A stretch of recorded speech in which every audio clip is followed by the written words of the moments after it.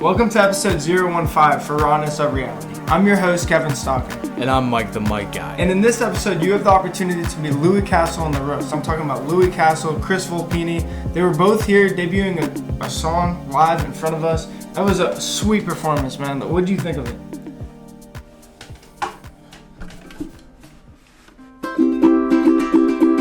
Okay. So, enough from us. Here's Louie Castle and the Rooks.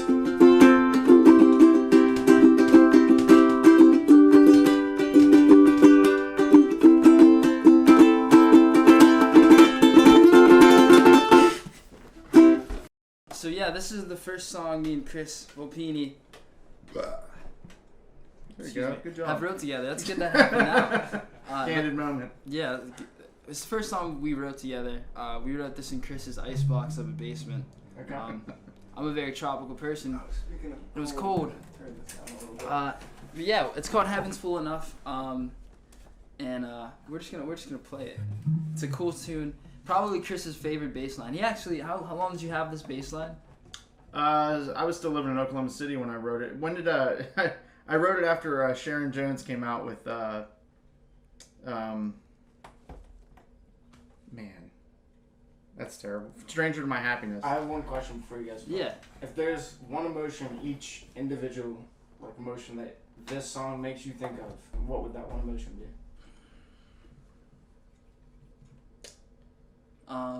I always viewed it as kind of a call to action. Yeah. So whatever that emotion would be, not anger, but just Yeah, no, definitely. just something's wrong and needs to be fixed. For me, this was more like a sympathetic song. You know, it's about it's basically it's a call to end violence, I guess. You know, not just for a certain type of people, but for like us in general, us humans here. You know, so it's kind of like, I don't know, it's a little sad, but it's very uplifting at the end, and you know, I don't even want to say too much about it because you know, we just Yeah, we get always into kind of let it. it speak for itself. But yeah, it's a little disco, which is cool. So.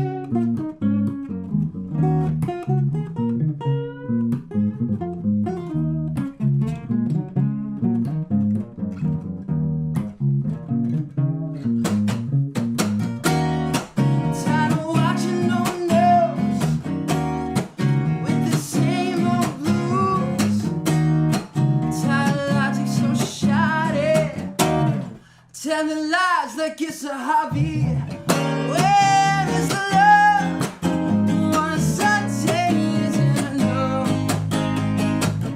Call you out on your bluff. Heaven's full enough. Oh, heaven's full enough.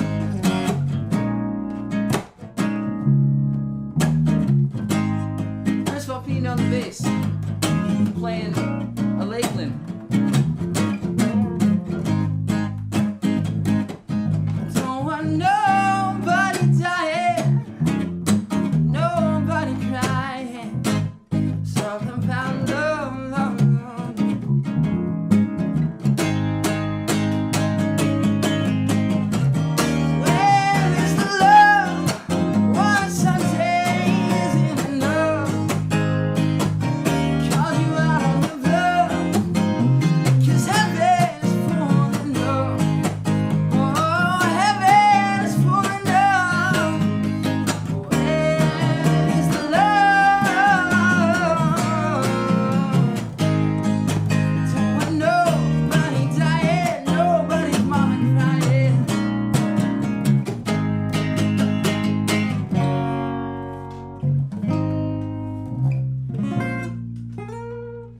Chris came up with the ending. Sick, yeah. Yeah, actually, thank you guys. That was awesome. Thank you. 7 years ago, you posted your first YouTube video, and it was a cover of Daughters covered, Daughters, John Mayer, and that was your first video you posted. What gave you the confidence to post that 7 years ago? Honestly, I wouldn't say like that gained me confidence, that video, but like yeah, I was trying to pick up some girls, you know, in my I think I was in I would have been in like 8th or 7th grade or something like that. Okay. Yeah, I had a really cool guitar back then. I had a left-handed Fender Dreadnought, and I put Ebony Martin pegs on it. But yeah, yeah, I remember like I was like, oh, that's really cool. I was like, you know, I should try to like, you know, emulate that. Because I was like, I'm 7th grade. You know? Yeah. Like, you know, I was a wrestler. All I thought about was girls, and I was like, Yeah. well, being a wrestler isn't cool enough, I guess. Did you play before you put that out then? Yeah, yeah. Okay. So you knew you had some skills then Yeah. before going into it. Yeah, the story of me actually getting into music is interesting. I got bit by a brown recluse spider. All right, so you're Spider-Man. Yeah, I guess so. Yeah, like, Hell yeah. but it's funny. I was a wrestler from like 5th grade up until 9th grade. I wrestled 125 to like 135 like as the years progressed. But did an ROTC talent show with my band that I really wasn't serious. I was more about wrestling, and I got bit by a spider.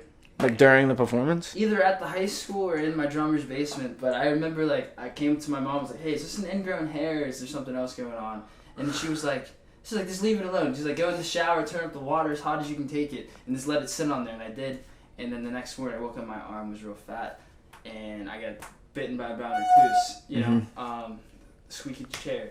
But yeah, I got bit by the spider, and basically I didn't go to school for like 5 days, and then I never went back to wrestling practice or anything, you know.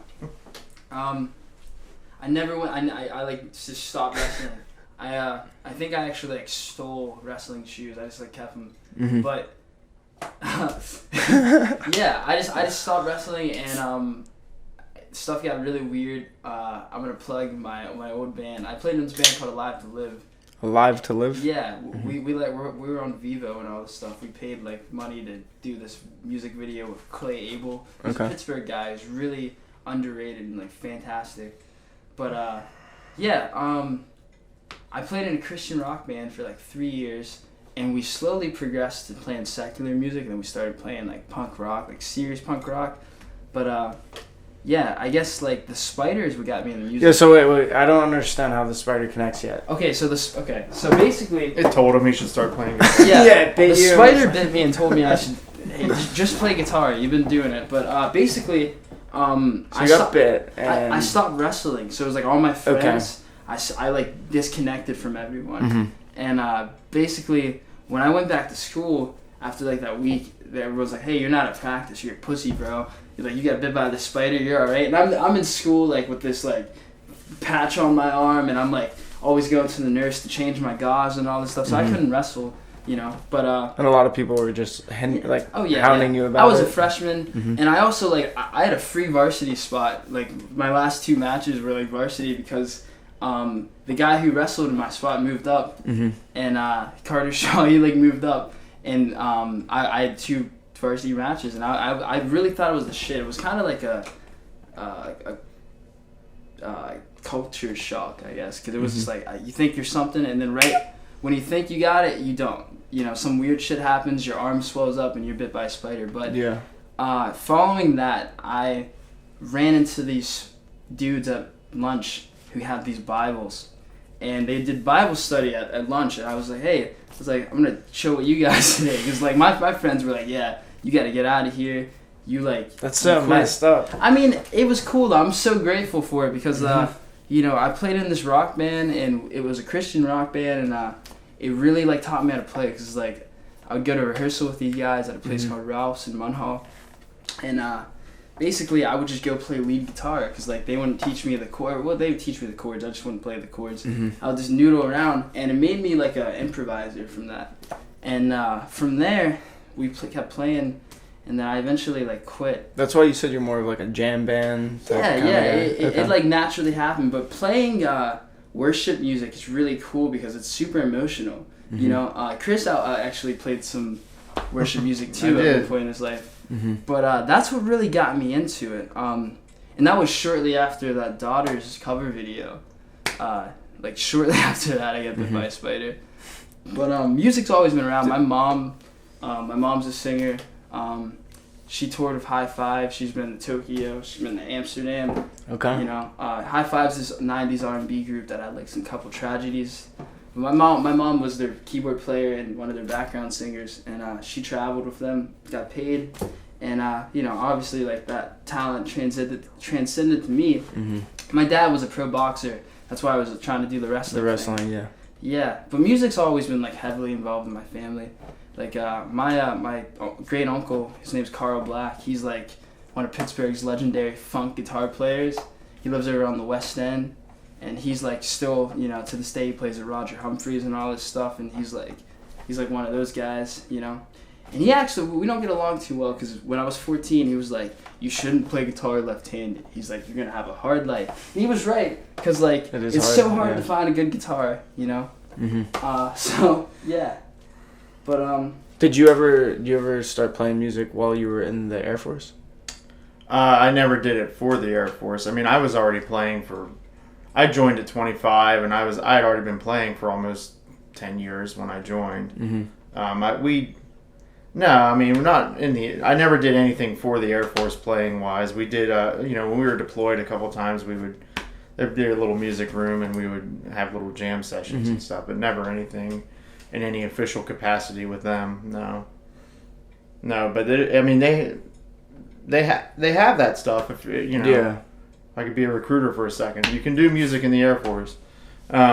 Just wasn't for you, yeah. Well, I mean, I was. What did you do in the Air Force? I was a flyer. I was on the operational side. So it was we were always critically manned. So you couldn't really do stuff like that, like the music stuff and all that stuff. Like you have to get approved to do those things. And I never tried to get approved. They may have done it, but it never interested me. It just. I don't know, I was happier just sitting in that little music room on a deployment with my buddies playing, you know. So I never really pursued it or anything. I saw, like, you know, I saw the way that I saw how that all operated, and I would rather do the operational stuff. What's your favorite part about a live performance? Man, I don't know. It's just you know, it's a very much it's a two-way thing. Like, you can play a dead room, and it's really hard. Like those days are hard when you play a dead room. And when you still play through it though, right? You play through. You got to. That's your job. You know, you always got to do your job. But you know, it's just not as fun when you know it's very and I've played awesome in front of a dead room. And I've played like crap in front of a room that, you know, was jumping and they're both, you know, you're only as good as your audience says you are. And so if it doesn't matter. It didn't matter that I was awesome that night. The crowd didn't get into it. It didn't matter. Mm-hmm. And it didn't matter that I sucked the night that the crowd got into it because they were happy. So it's like it's very much a service thing. You know, you're serving whoever's in that establishment. So, you know, I think the crowd reaction is a good gauge of what kind of job you're doing. Mm-hmm. But no, never anything with the Air Force. No. So what goes into like the locations that you've shot like past music videos? So more recently, it seems like they're a little bit more strategically picked out. But when you were younger, it seemed like they weren't as strategic. Oh yeah. Might just be luck. It kind of is. I'm gonna plug Chris Uhorn. You're gonna Chris Uhorn? Chris Urine. Chris Urine. No. Uhorn is. You might want to pronounce his name right. When You know, I his name is Chrissy Cliche on Instagram, but this guy, we met on the street because I started street performing in 9th grade, literally after all this stuff happened. I saw you on the street the other day. Yeah. street performing has like been the best thing for me, but Chris found me on the street, the other Chrissy Cliche, and he was like, hey man, he's like, dude, you're super good, do you have any songs out? And I did at this time, and he was like, can I like, you know, give you one of those like... Is he the one from So Far? He's the guy from So Far Sounds, the dude. And he's been awesome. He basically has picked out the cool locations for me and all that, and I came up and played. But yeah, like Chris said, it kind of has been luck. You know, some good energy coming off of what we're doing. I mean, but when Chris met you, you had one of these, right? A quarter? Yeah. A quarter? That's the only money he's paid me. That's the only money he's paid me. Pretty much. No, you talking about? No, he was playing with it. Yeah. I know. Guitar picks and skinny jeans. Right? That's all I'm gonna say. It doesn't mix because like you pull out your wallet, guitar pick falls out, you don't even hear it. So I always had quarters, and quarters is probably why this Martin looks like this with no lacquer on it. But yeah, I mean sometimes I wouldn't even use a quarter. Like when I had the cheap strings, couldn't use a quarter because then I wouldn't be able to play for 3 hours on the street. Yeah, the locations are kind of they've been sporadic. It's like, you know. Yeah, like the tiny desk was my backyard. Yeah, Chris. So, I mean, it's. Did you guys enjoy doing the Tiny Desk video that you put out on YouTube? Yeah. Yeah, I like it. Like I said, I have a little bit of stage fright with videos. I don't like. I always get weird on video. You're on video right now. I am aware. Believe me. It's just I don't know what it is. I can do a 5,000 person show, but there's something about a video that just. Well, see, if you do like a 10-person show, you know someone's got their phone out recording you. Yeah. Like nowadays, it's like you're always thanks for putting that thought in there. You're welcome. No, that doesn't bother me either because I think it's just like far enough removed. Yeah. Okay. Chris I get camera shy. There's a gig switch with Chris, you know? Chris can be super pissed off at me before a gig, right? And I'll be like, I think you drank too much. And then, you know, I'll be like, yeah, okay. And then as soon as the gig starts, Chris is in it, and he's solid. Chris has always been solid. So could you talk about, like, what divine energy is? Divine energy. Oh, yeah. So, yeah, you were checking out the YouTube there. So, yeah, wow. I'm on the spot here now because I'm like... I think you've been on the spot. I have been. Oh, he hit me with that live, like... I don't even remember. It was traumatic. So, I was like, oh, God. I'm going to be honest. Like, okay, so... Here, I'll show you. All right, so as above, so below. Okay, here we go. As within, so without. So, yeah, that video is literally about me, like... And my spiritualism I was going through because I was like, you know, really I really like religion. I like love it because I feel like that's what fuels people. But there's symbolism in our daily lives. Like you go see an elevator and it's an up arrow and a down arrow. It obviously means up and down. But throughout history, there's been this thing with alchemy and the symbolism like peeking through in like our daily lives. So there is a microcosmic and a macrocosmic thing going on at all times. That's what I believe personally. I'm a Christian, I guess you can say, because I believe in, you know, Christ. I do not like the Christian religion that much, you know, but I like Jesus Christ. I think that's a person you should look up to. Maybe like do what you want, but like me at least. But yeah, the as above so below thing is just like it's kind of like what your mind can conceive, it will achieve. You know what I mean? If you think negatively in your daily life, you'll get that. If you look at someone and you have like fear, they feel that. Just like with a pit bull. If you look at a pit bull and you're scared, this pit bull is gonna fuck you up. Yeah. You know. But if you're like cool, you know, give you a lick. He might nibble on you because that happens. But that's very nice animals. Yeah, like that's pretty much the divine energy. That's what I was trying to convey in that video. Like it is a macrocosmic and a microcosmic idea because I feel like everything that's in our reality is from like our own perception, you know? Okay, yeah. Because it's like you might look at me right now and see me one way, I might see myself another way, and that's like it goes into the as above so below thing. It's like, you know, what is outside of you is a reflection of what's in you.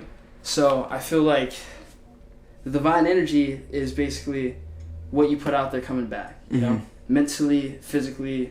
So have you heard of The Secret? Yeah. Okay, so it's kind of similar then to the law of attraction. Yeah, pretty much. Yeah, that's exactly what it is. You know. Okay. And like I said, the symbolism it comes through like in our lives. You know. But yeah, one of my closest friends is really, I guess he's like my mentor. He's actually the guy who had the Bible and like I played in a band with, but like he's the one who's kind of invested that knowledge into me that I've kind of applied to certain things in my life, you know. Like you see me on the street, you know, street performing, and like I'll be honest, it's really hard out there to do it because it's just like I get calls from my parents and they're like, hey, be careful out there. They see you out there with a wad of money and all this stuff because it looks like a lot, you know, but it's really like $60. Like, you know, that's what I make on average out there, which is pretty cool. For 60 a day? Yeah, like 60 a day. And it's basically a bunch of ones and you get lucky and you get some fives and, you know, whatever. But yeah, that's like my secondary. Did you just play? Is that what that's from? No, I played. I've been working. I'm a barista at Still Valley Roasters, which is like awesome. So people should come check you out over there, get some good coffee. We do an event called First Friday that I've been hosting. It's growing and growing. And First Friday was just 2 days ago, right? Yeah. So what was that like? It was pretty cool. We had an artist named Stalker, and he does the painting, spray painting. Yeah. It's pretty incredible. I've seen him. He did a Spider-Man piece. Yeah, and he did a Ghostbusters piece. Okay. Yeah, and those are gonna be right there. They're theirs, and it's not raining today, so they are there. Well, they're right here. Yeah. Yeah. They're out there, but yeah, that's what I do. That fuels my creativity, the caffeine. Are we creatures of consumption? Yes. Okay. Yeah, you are what you eat. You are what you eat audibly. Yeah. Visually, you know. For Chris, sure. what do you think? I mean, we're into the weeds for me, but I look at it like being creatures of consumption mean you have the choice to consume whatever. But as you are a creature of consumption, you are continually consuming at all times. So even though you have the choice, regardless of your choices, where you choose to be, what you choose to be around, and what you choose to consume is, yes, your choice, but it's also a choice that is a reflection of past choices that put you into the situation you're then in. Yeah. So I think you're seeing that now with like the current state of things. I don't want to go down that road too far, but what road are we on? Like what's going on politically and things. But like, you know, they. I saw an interview with former President Obama that was really interesting about it. Like, they were talking about how they had 3 people essentially, and like across the political spectrum, and like. The way that like the social media algorithms and things work, like each person was being shown like things that kept them in their bubble. So to your question, I think it can. I think that if you're just like I think it's another way of saying is nature versus nurture. I think if you're constantly nurtured by a certain thought process or a certain thing, that you're gonna idle at that. You're gonna naturally go to that. Okay. And I don't think it's always a bad thing, but I think it can be. If I could add to that, I feel like that's why you have to watch who you surround yourself with, and what you listen to and what you view. You know, since we got political, I would just say like a lot of people watch like porn. You know, like and that could possibly be harmful for you. A lot of people watch UFC, you know, and a lot of people watch the news. And it's like, it's all what you take in, you know? Would you say there's a lot of people who do only those 3? UFC, porn, and the news? Yeah. Yeah, okay. Yeah, that might be me. I might be being... He's projecting. Okay. I might be being super... And you're saying that is harmful if you're only choosing certain... It could be, but I guess what I'm saying is it all has an effect on you, like what you take in, you know? Like, I don't know. Sometimes I'll wake up and I'll go downstairs and, you know, the TV's on from last night and it's... you know, the news or something, or it's whatever, and it's like that sets the tone for your day. So it's like I want to hit on what you just said. Sometimes you wake up. Yeah. We all wake up, hopefully, every day. Yeah. Until we don't. And then for sure. A while ago, Mike and I, Mike's over here. If you guys didn't know, he's over there. Mike the mic guy. Yeah, Mike the mic guy. So Mike and I were talking on the podcast. It's episode 5, I want to say. About when you wake up and you look at your phone. Yeah. And right away you look at your phone. And I fall victim to that probably like I do 4 to 5 days out of the week. The first thing I do sometimes is I look at my phone, and automatically I'm choosing to consume my phone.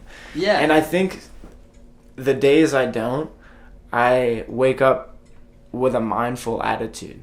But the days I do choose my phone, it takes me a little bit longer to get out of that rut and get to focusing on what is actually beneficial to my life. At the same time, that can be helpful, to wake up and look at your phone. Because I swear, me as a street performer, I've woken up and not even taken my phone outside the house. Just got this guitar, and I was like, I'm going to go to Square Hill. I'm going to go downtown to Burlington, do my thing. And you don't look at the weather.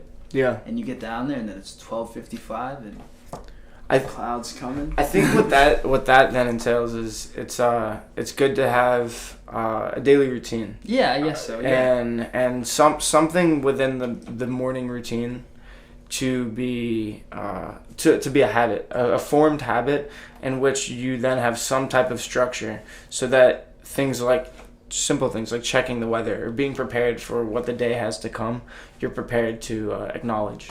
Yeah. So, yeah. I also feel like it's a good balance, or having a good balance. Yeah. Is what it comes down to, because I don't know. I mean, some people are hyper productive and they wake up and they get on their phone and they start replying to Instagram. I'll be honest, one of the most hardest working people, plug him again, Zach Rudder. I know this dude is up in the morning, and he's getting stuff happening. He's probably messaging people because I talk to Zach sometimes at 7 in the morning, and I'm like, hey, blah blah blah blah. I don't have data on my phone, so you're not gonna hear from me for a while. You know what I mean? Yeah. He's up and he's on it, and that's why this guy's making money. So it's it's all about having a balance, and I feel like it's finding your niche. You know. So would you say, as Louie Castle and the Rooks, you guys have found your niche? Yeah. We're definitely we're moving in this awesome direction. Things have happened from the start. We opened for Stanley Jordan. We're recording with Ezra John Hamilton right after this, and you're doing that in West Virginia, right? Yeah. Okay. So the thing with Ezra is, when I was coming up a long time ago, when they first invented the bass guitar, because I'm old, there was this guy, I don't know, I was a young punk kid, but there was this guy that I would always go see, and he was a little bit older than me. I think he was he's in his 40s, so I think he's almost 10 years older than me, but he would always just blow my mind when I would see him, and so when you enlist in the Air Force at the time, you automatically got put in this delayed enlistment program because they had too many people at that time. So you would swear in and all that, and then you might wait. Some people waited a year, years.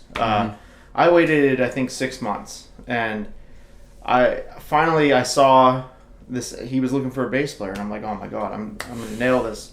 And met up with him, and I did the audition, got the gig, and we were supposed to play our first show. Well, it got canceled by the venue, and then he had me slated for the next show, and then I got the call to leave.